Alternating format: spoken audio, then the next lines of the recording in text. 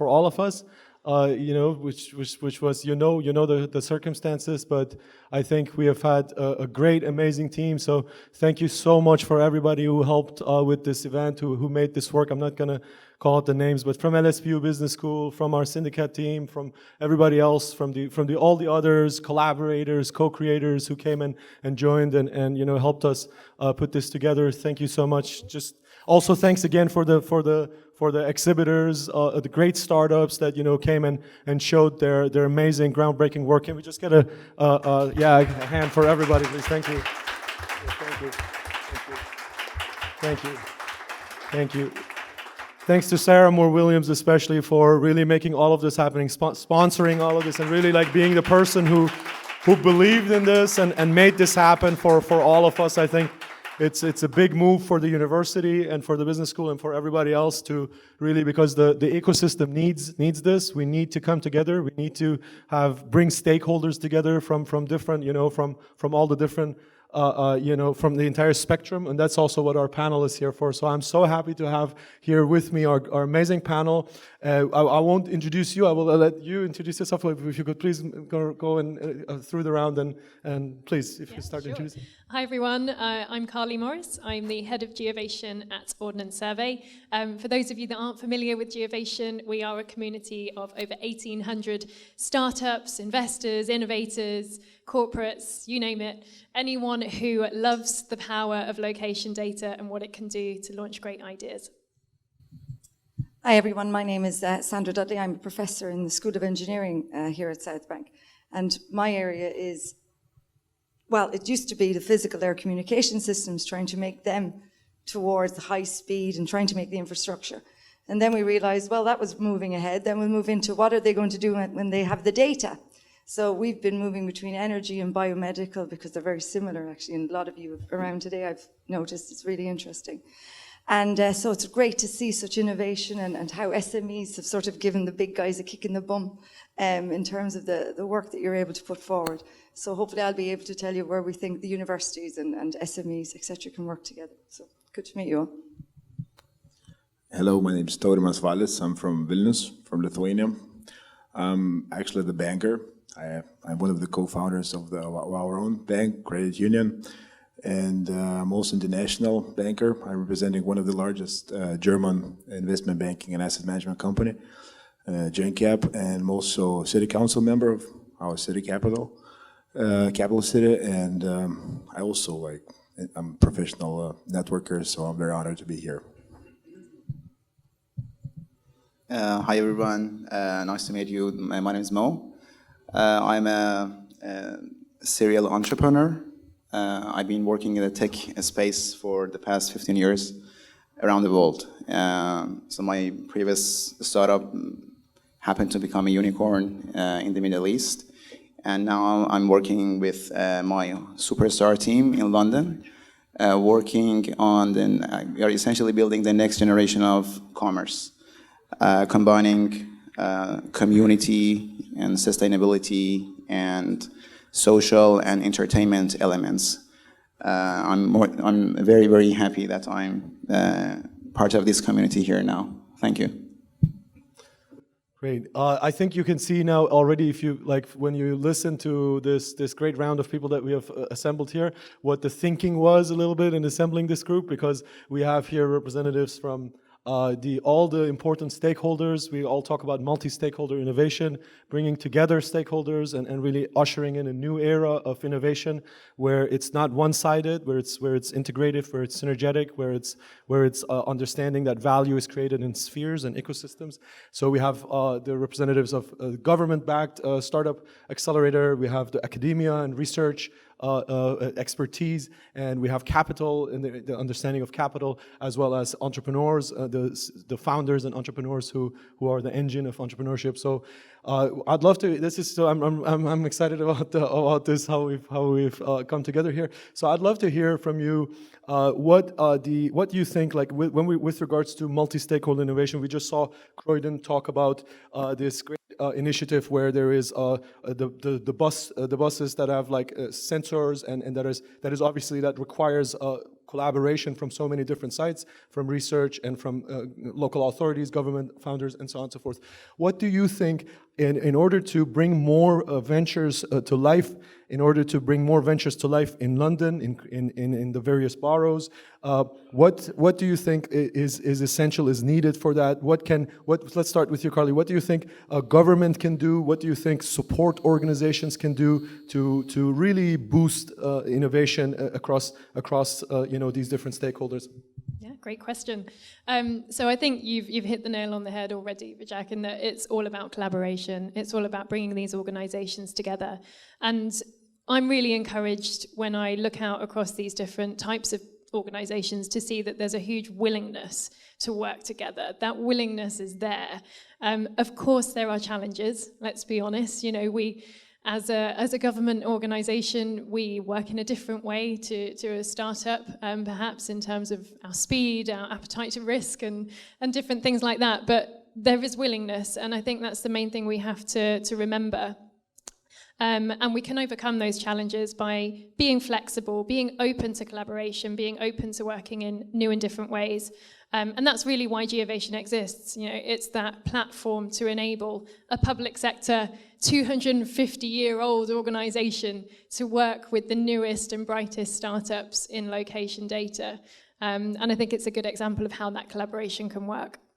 Does that collaboration make you, like the organization that's 250 years of tradition behind it, actually work like a startup, would you say? Or it's still a bit of a struggle sometimes, I'm not going to lie, but it does. It makes us see how others are working, and Geovation plays a big role in bringing that learning back into Ordnance Survey and saying, look at these amazing ways that people are using location data. That's a big part of our role. So it does give us a kick up the bum, I suppose, sometimes when we need it, to think about how we can work differently. Amazing. Carly, you just said bringing that knowledge back or that learning back. Maybe that's a good segue to talk about knowledge transfer. And like, Sandra, what would you say with regards to the mechanics of knowledge transfer? Obviously, academia is a place where knowledge is really created and in a very systematic and rigorous way. What would you say is necessary to have more knowledge transfer that leads to really impact and commercializable outcomes? I think what's changed over the last 10 or so years is the fact that innovation is so fast. So the difference between, say, an idea and it coming to market now is a couple of months, a couple of years, whereas 10 years ago it was many years. And also the universities are going back towards the community. It's very different than it was. It was like a doll's house at one stage, and you were looking in, but you didn't think that research had a plan for the next 5 years. It was 20 years down the road, especially when we were doing physical stuff. And so I think what's really important is that universities should be on the side of the SME. Universities should be on that side. The doors should be open to an SME to come in and ask, who do I work with?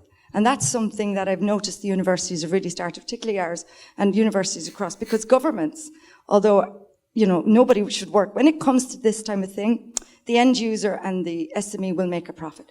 But governments and things are not built for that. They're built to create that infrastructure, and therefore everything else should build around it. Universities are the same. So I think that innovation will only come when we work together. And there is obviously a desire to work together, but I think people have to push it so that it becomes normal, day to day, rather than an aspiration. So that's really important. And universities, I think, have actually gone back to the community. You can see with Croydon, you can see where people are trying to work with councils, because councils are that SME incubator and reaches the end user. So I hope that makes sense to you all. So knock on the doors of every academic to get what you need from them, because they can be the research labs of the SMEs. The research labs of the SMEs, yeah, that's like a great concept, and obviously there's examples of how that is working and has worked and is here at LSBU and elsewhere. And for startups that are here, obviously you have hopefully seen and met already some of the people. Neil Pierce is here, and others that I'm sure the startups have already met from the LSBU group, who that are very open to establishing those relationships and exploring those academia startup relationships and so on in a synergetic way. But yeah, I mean, so let's to see if we can move the conversation to Taurimas. Taurimas, what do you think is the appetite of capital of where the type of limited partners or groups that you speak to from various venture groups and investors and so on, from angels all the way to larger groups? What do you think there is their understanding or the appetite of backing specifically multi-stakeholder innovation, like university-backed innovation, deep science, commercialization of research, university-backed innovation? Do you see a shift there? What's the sentiment there? Can you tell us more about that? Yeah, that's a good question. I've been working with different, investors, starting with business angels myself, and VCs, and ending with different co-investors, like endowments, high net worth individuals, and family offices. So, what we see now that this intensity, in terms of the cooperation between universities, and R&D centers, and related advisors and corporates is more intensive. So, and what we've noticed, a couple of decades ago, there was a gap in terms of this cooperation, and because science was going to one side and business was demanding for other stuff, that there was a gap in that dialogue. And now what we noticed that there's no such a barrier anymore, and scholars are becoming more entrepreneurs. They get this mindset of entrepreneurs, which is necessary for us, for investors. And we noticed that they get more and more synergies, especially nowadays when we have those new skills appeared in our days life, and when most of the scholars they're not that isolated anymore, since we're using a lot of technologies. Distance communication is more a common thing in comparison to what we had even 3 years ago, and we have a chance to have more intensive dialogue, and we have more promising projects on the table that are much better seen by investors, and we see that this is the right moment for the boost of such trend. Right. Great. I mean, it sounds like there's a big consensus of everybody. I'm hoping for somebody to say something a bit contrarian now, to get some. Maybe Mo can help us. Yeah. Maybe Mo can help us. No, but Mo, I disagree. So I don't believe. You already disagree. Okay, perfect. No, but you have to as an entrepreneur, I guess, right? Okay. I mean, it's great for you who has been, I don't know if you said at the beginning, but who's been working with some huge ventures. Co-founded a unicorn in the Middle East, and working on the product of several big venture-backed, VC-backed ventures. In the venture sphere, people talk about moving fast and breaking things. Do you from that kind of mindset? What do you feel is the appetite or the patience for working with all of these other stakeholders that are important, with academia, with government? What would you say about that? Is there something changing, shifting? Or is it just about we're going to do our thing and whatever, what can you say? Yeah, sure. Yeah. So first thing, unfortunately, I 100% believe that we need this kind of synergy between all the stakeholders. Sorry about that. And what I can think of is at least two things. So first thing, I wish there were a systematic way of for entrepreneurs to understand where are the opportunities that the other stakeholders are looking at at the same time. So, for example, if the government, this council presentation was amazing, but I never had heard of that. As a very active entrepreneur, very, very active, part of the startup ecosystem in London. So the first question for me is, how we can systematically build a platform or a way to actually connect the dots, connect entrepreneurs, because we are essentially problem solvers, right? So we are, all the founders, entrepreneurs, we are problem solvers. We are hungry for problems, we solve them. But the question is, if for example the government is working on some specific problems, the biggest problems in the country, we are more than happy to help and to work on them, on a win-win collaboration. So this is the first thing that comes to my mind. And second, I believe that, for example, the other stakeholders as well, we all together, we can, how can I say, pave the path for entrepreneurs to actually to build their products. So just as an example, when we talk about, location data and these kind of things, so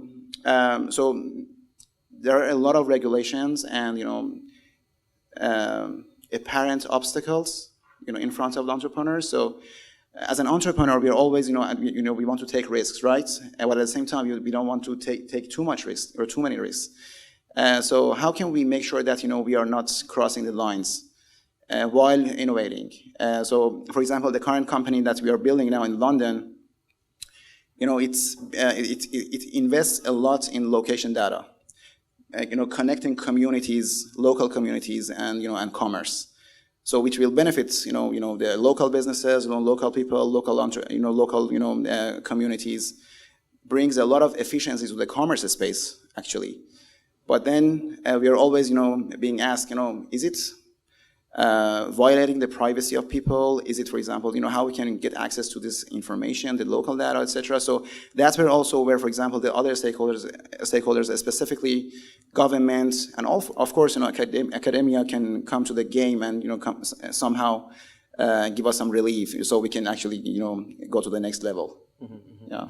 Great. I mean, this ties in with a workshop that we ran today. That happened here today with Chris McGregor and the Cordial World Foundation, as well as Crystallizer and David Randall's organization, or it's not David Randall's organization, it's an organization which David Randall represents. It's our organization which David Randall represents for community wealth planning. But the workshop, obviously, the topic was around data, the use of data, and how is that fair, equitable, but also conducive to innovation and not stifling of innovation, right? We don't want to make it everything so now everything is perfectly just, but nothing happens, and now we're in the Soviet Union suddenly. So, but I mean, that's a bad example maybe, but you get my point. So okay. So So how do we find new solutions? How do we find new solutions to this? The data question, basically. How do we find new regulatory frameworks? How do we find new innovations, new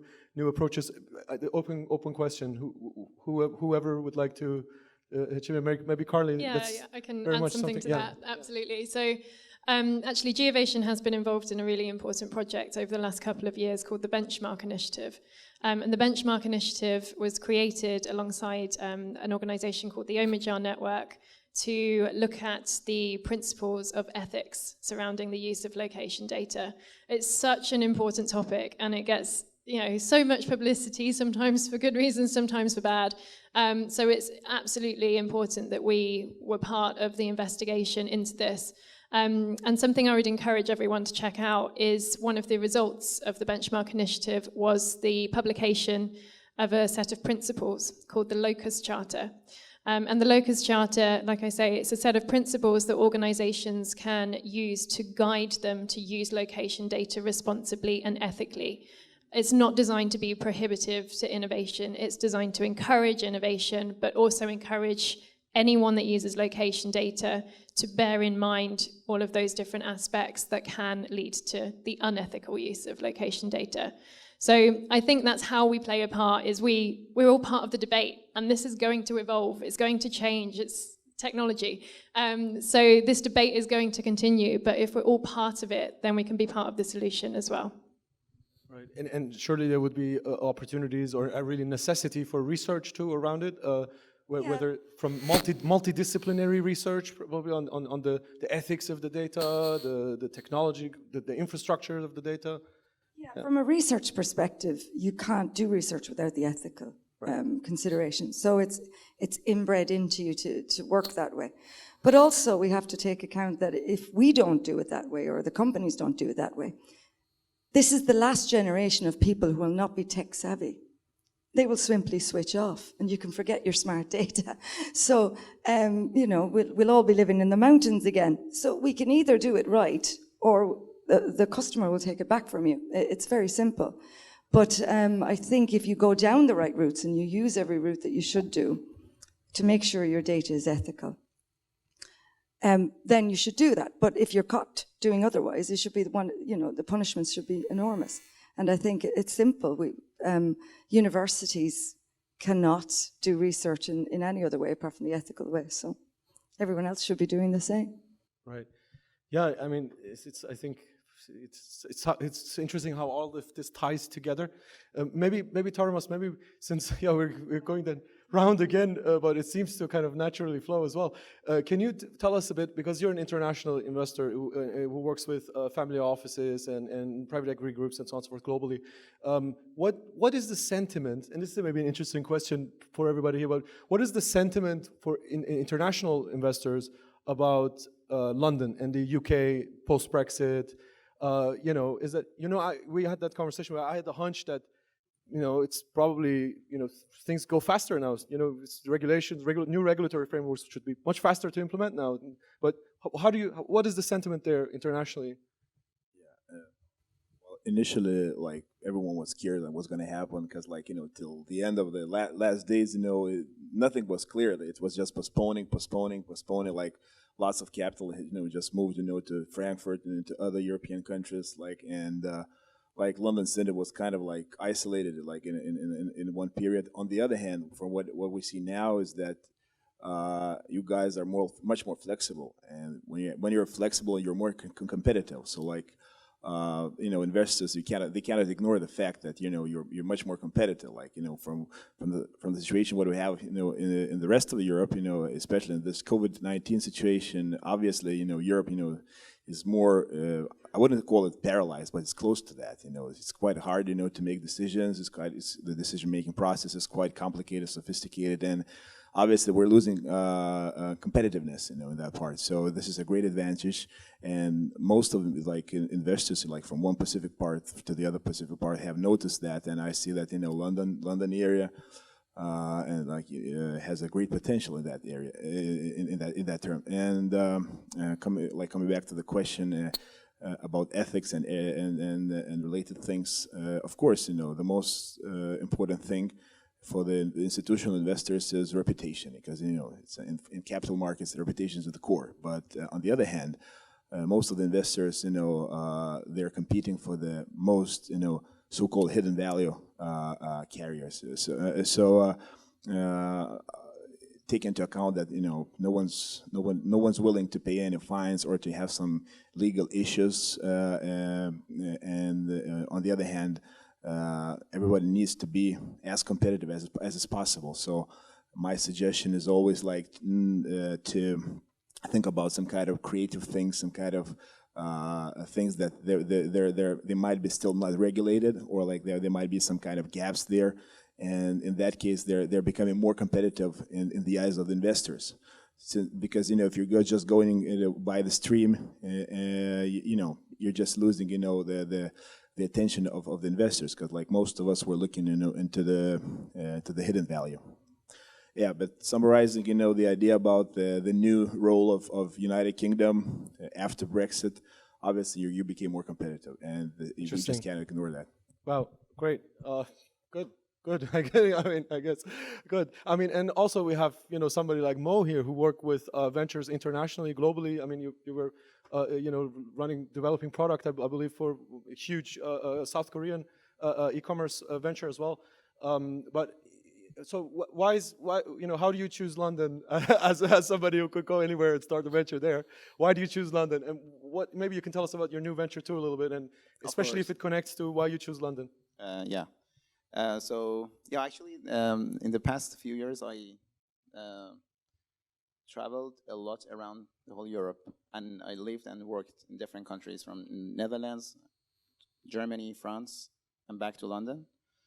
You were also doing Delivery Hero? A Delivery Hero in Berlin, and Booking.com in Amsterdam. And also in London, I used to work at Procter & Gamble as well. So the obvious thing for me, actually all of my friends know, London is my favorite place, specifically as a workaholic and as an entrepreneur. So because London specifically, I'm not talking about the UK, but London specifically is by far the most advanced ecosystem for startups. And by ecosystem, I mean all the stakeholders that you're just lining up here. So the capital, the academia, the regulations, and talent pool everything is here. I would say that, for example, maybe after Brexit, talent pool might hurt.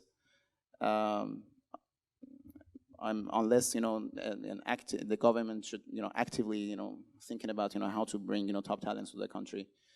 For example, now we are hiring people. Of course, thanks to COVID, we can hire people from around the world remotely. But also, we want to have some top talents in the country. So the visa and these things are all problematic now. I'm myself on the exceptional talent visa here, and I'm thankful to this opportunity actually, and I'm sure that I'm giving back to the society, to the community as well. But not many people can actually achieve that. So then how can, because it's a very kind of limited number of visas, and it's super competitive. You have to pay taxes and everything, even on Bitcoin. Yeah. Okay. So, for example, just as an example, when I was in the Netherlands, so there's a regulation. It's called 30% ruling. So, for the talents coming from abroad to the Netherlands, they don't pay a tax on their first 30% of their salary. So, effectively, my tax, from 45% would be around 22%. So you can just see the difference. Yeah. But you still chose London. Oh, of course, yeah. London is by far, most advanced. Maybe quickly on your venture too, your new venture. Or? Oh yeah. Yep. Actually, I mentioned it a bit. So it is we call it ICE. It's an acronym: Interactive Community-Based E-commerce. So we are putting together different elements that we believe should be part of the next generation of e-commerce platforms by design natively. So of course, commerce, but community and entertainment and sustainability and discovery / artificial intelligence. These things need to be, working together. So the next generation of, platforms is like, for example, traveling from Web 2 to Web 3, or from Web 1 to Web 2. So it's called, for example, from e-commerce 2 to e-commerce 3. So to bridge the gap between the shopping experience offline and online, and this is a massive difference. So now we are working with a team. So we are around 40 people strong, people from 12 different countries. So working actively on this project.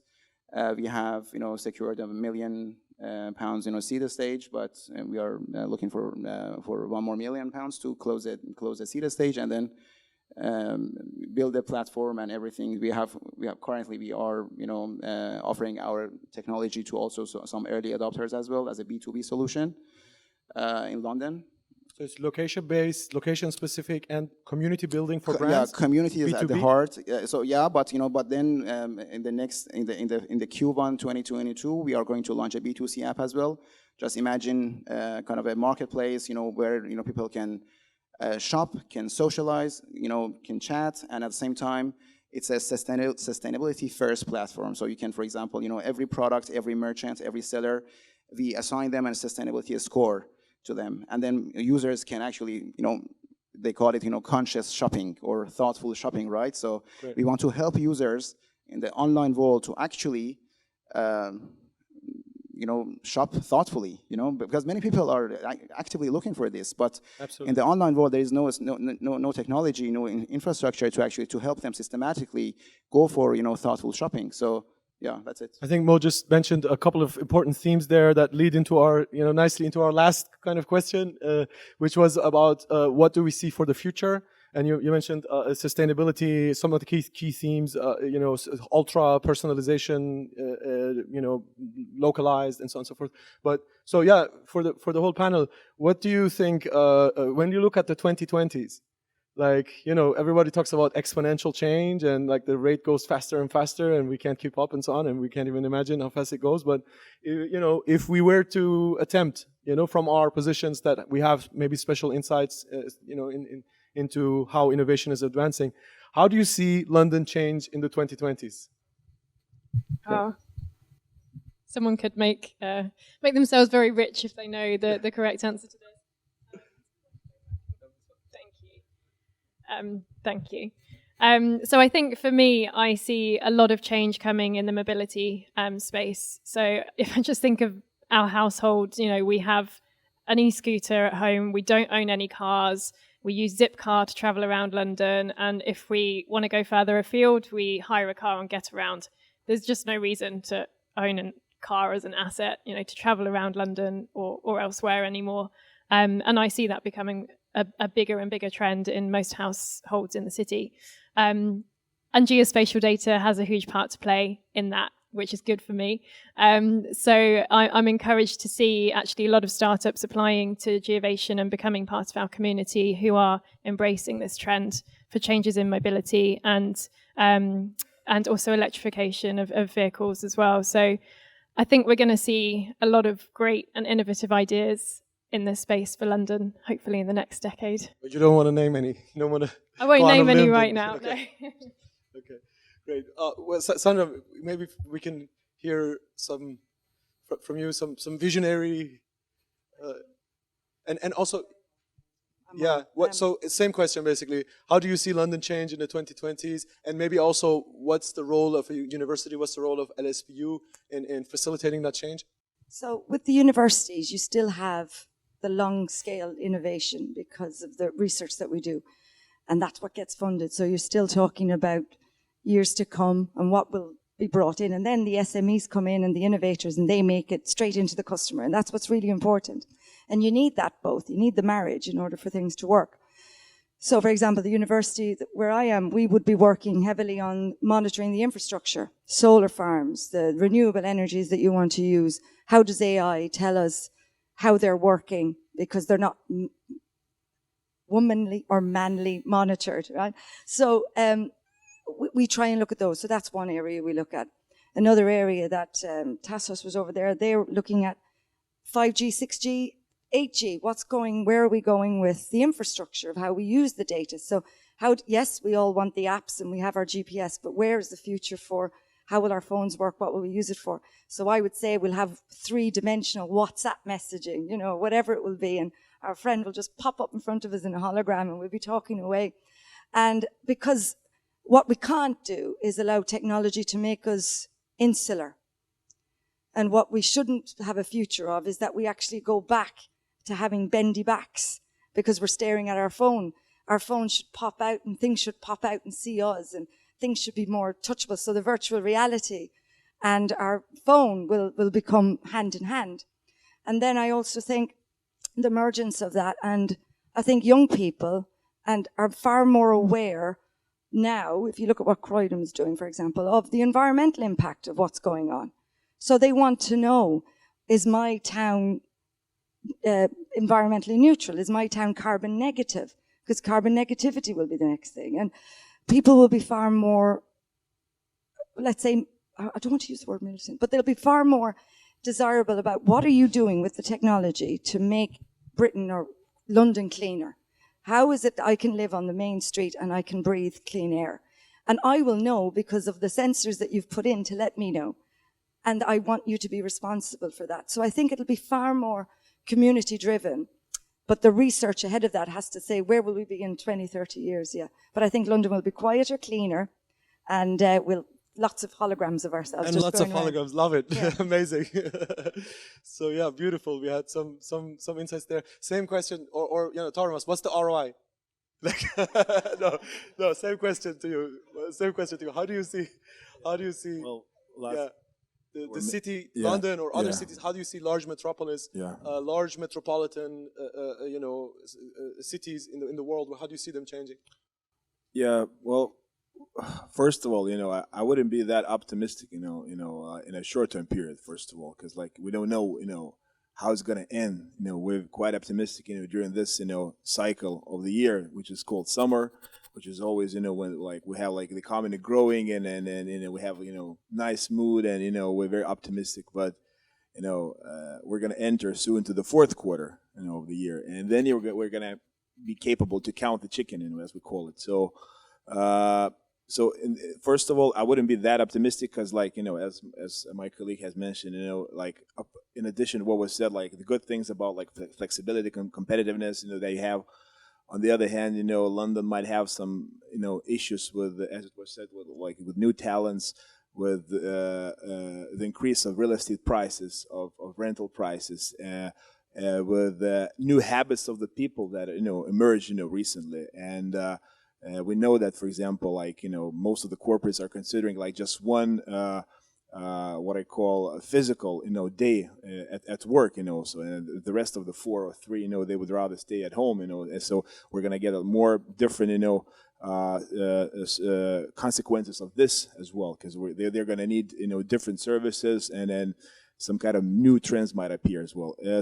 But in a long-term period, of course, I totally agree with what was said about environmental challenges and about differences between different generations and their needs, and hopefully the world should be become a better place for living on one hand. On the other hand, we might have also some changes. Because I believe that despite the fact that it's everyone would agree that it's much more convenient and perhaps it's less complicated to live in a suburbs and not like in a metropolis areas and grow their kids, for example, and enjoy the life.